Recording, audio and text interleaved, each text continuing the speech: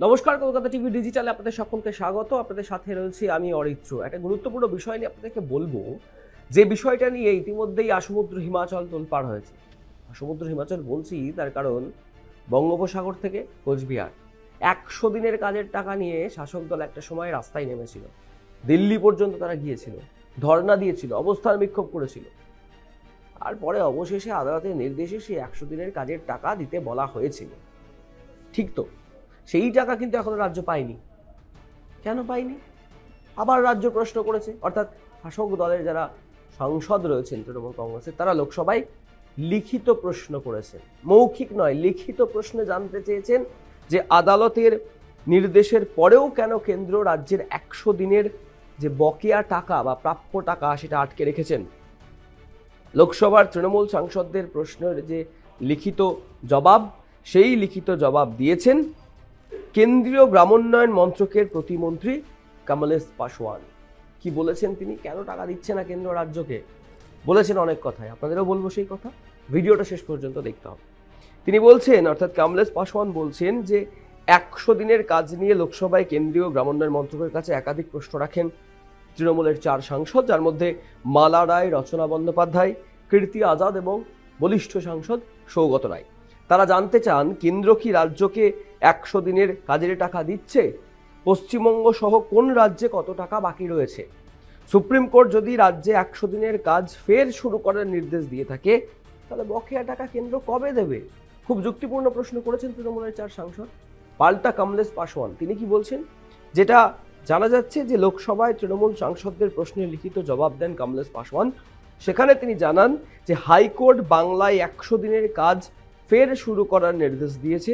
হাইকোর্টের সেই নির্দেশ কিভাবে কার্যকর করা যায় তা খতিয়ে দেখছে কেন্দ্রীয় গ্রামোন্নয়ন মন্ত্রক।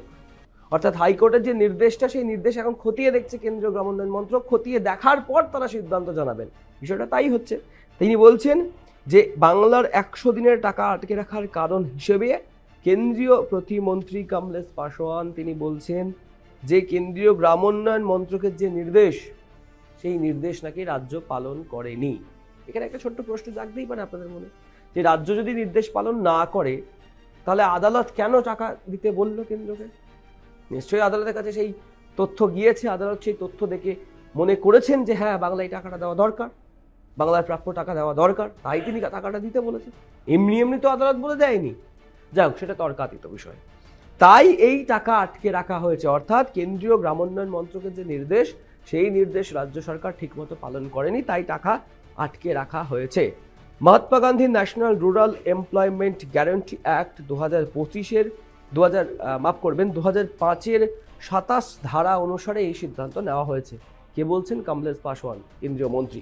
তিনি আরও বলছেন যে 2022 সালের 8ই মার্চের হিসাব অনুসারে 100 দিনের কাজের প্রকল্পে 82.52 কোটি টাকা পাবে পশ্চিমবঙ্গ। সংখ্যাটা অনেক বড়, ওই জন্য আমার বলতে একটু কষ্ট হচ্ছিল। সংখ্যাটা অনেক বড়, অর্থাৎ অনেকটা টাকা পাবে রাজ্য সরকার কেন্দ্রের থেকে।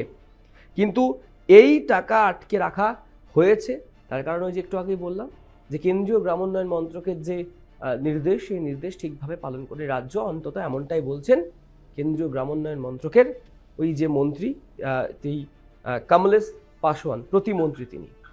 উল্লেখ্য, এই যে টাকা আটকে রাখা, সেই টাকা আটকে রাখা নিয়ে আমরা কিন্তু তৃণমূল সুপ্রিমো তথা রাজ্যের মুখ্যমন্ত্রী মমতা বন্দ্যোপাধ্যায়কেও সরব হতে দেখেছিলাম। তিনি এখনো প্রায় বলেন যে রাজ্যের প্রাপ্য টাকা, বকেয়া টাকা কেন্দ্র দিচ্ছে না। আর সেটা নিয়েই সংসদে প্রশ্ন করেছেন তৃণমূল কংগ্রেসের 4 জন সাংসদ। তার পাল্টা কেন্দ্রীয় গ্রামোন্নয়ন মন্ত্রকের প্রতিমন্ত্রী কমলেশ পাসওয়ান তার উত্তরও দিয়েছেন। এখন দেখার বিষয়, আদালত যে নির্দেশ দিয়েছে, সেই নির্দেশ কেন্দ্রীয় গ্রামোন্নয়ন মন্ত্রক কতদিনে খতিয়ে দেখতে পারেন বা খতিয়ে দেখে উঠতে পারেন এবং তারপরে রাজ্যকে টাকা দেয়, সেদিনটার দিকে আমাদের সকলকে নজর থাকতে হবে।